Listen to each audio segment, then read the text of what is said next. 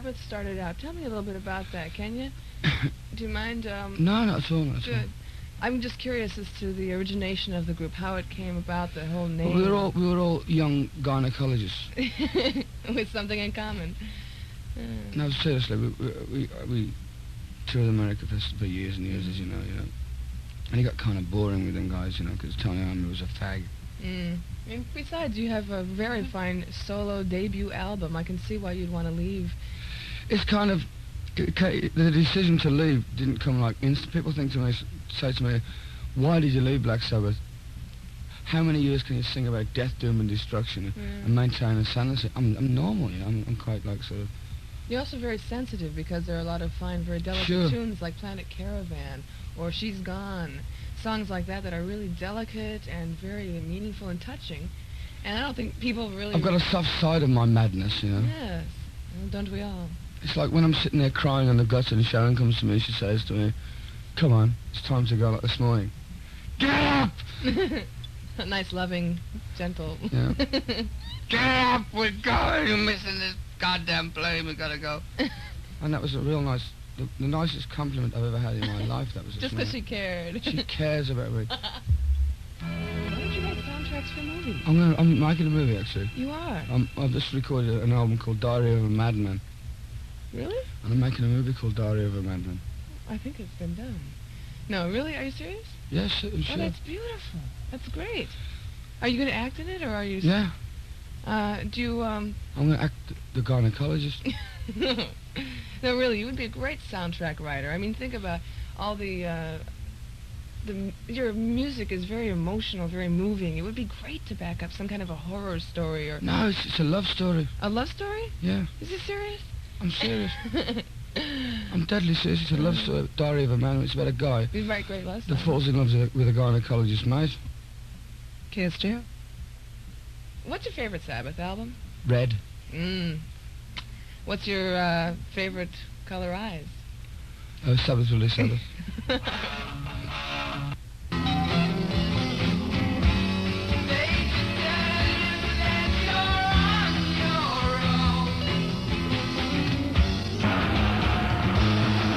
You're listening to KSJO with a pre-recorded interview of Ozzy Osbourne. Previously lead vocalist for Black Sabbath, now doing his own solo stuff. La la. As far as this album with Aleister Crowley, the song Mr. Crowley, that song is that one, first of all, you released it on an EP import. Yeah. That was an interesting thing, because before I even heard it... I mean, I've had so much flack from that. I love it. I've had so much flack. Why? From the Crowley Society. That saying I'm talking a lot of crap that I don't know what I'm on about. And if you listen to the lyrics, all it is a question. I mean, I've heard so many people over the years ask me about Aleister Crowley, and he was a gynecologist. He had something... It's kind of freaky, Yeah. And... It's like, I don't know much about it, so I wrote the question. I mean, how it came about, Mr. Crowley, was when I was auditioning the band. I was out there in LA, trying to be a gynecologist. Of course. And was it working? This guy used to work for Led Zeppelin. Jimmy Page was an old roadie of mine. He came with this book about Aleister Crowley. I never read a thing about Aleister Crowley, And I thought, well, why is this guy popping up in my life all the time? Why? How come that I buy a book called Hollywood Babylon, and the first chapter is a mention about Aleister Crowley? And he must have been some kind of a weird guy, because it's very subtle the way he comes out, He was a weird guy. Fascinating man. I wish it had been his gynecologist. Yeah, gee. It would have been a great honor, I'm sure, to have I'd love somebody.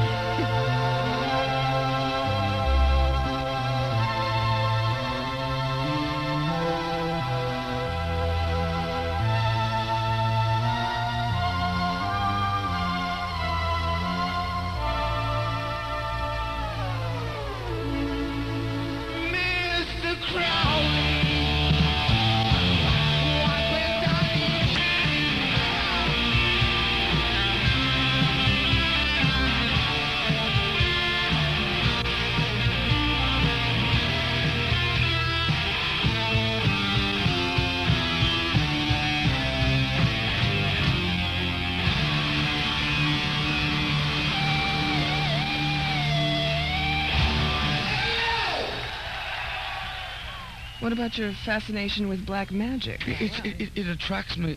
The whole Everybody's thing. fascinated. The whole thing about it is that we don't know. Yeah.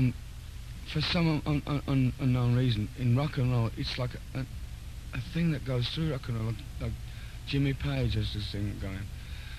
There's like Richie Blackmore is like writes weird things on people's doors if he doesn't like them, and like kills a gynocologist and leaves him on the doorstep or whatever. And it's like the attraction. It's like the unknown, you know. It's like what we haven't sent a spaceship there yet, so you know. Yeah, might as well it's be within there. us, you know. And all that I've found out over the years, people, like for instance, I did an install the other day. Where was that install? That guy come, Phoenix. And this guy comes dressed as a monk. And he's determined not to laugh. He comes to me and he goes, I'm like lunacy. I'm like normal. I'm like on that crazy train, you know? Yeah. And I'm like signing a zillion autographs. Oh, God. And this guy comes and he goes, sign. Sign. Oh, Jesus. And I started laughing. I would too, God. And I just thought, this is incredible. This guy says sign. And I went, peace sign. Good. And the guy goes, he's trying desperately not to laugh. And so I pull a face at this guy. And so he's biting his lip not to laugh, and he ends up laughing, you know. All right. And people take me as being a lunatic. I'm a likeable nut, I hope. Yeah, and you have your interests of all kinds of fascinating things, like anybody. Like gynecology. Sure. Like gynecology. How about the tour? I know that... Where are you going to go, you know? You're going to go all over the United States, and then Europe, and then Japan? We're doing the whole thing. This time the contract says that, like, the total full lunacy tour, you know? It's like... But it's good fun, you know? I'm actually, believe it or believe me not, I'm actually having fun. I'm glad you are. That's the thing. If you're not having fun, I'm sure you And I wasn't having fun with Black Sabbath for so many years, it's untrue. It didn't sound like it. Musically, I thought that you just The last two albums sucked of Sabbath. You didn't like them? I didn't like them one bit. Well, they were different. They certainly weren't the old Sabbath style. I mean, Never Say Die, I think, was really the first bordering on jazz ever. Yeah. I mean, they weren't hip to what's going on. They're still not hip to what's going on.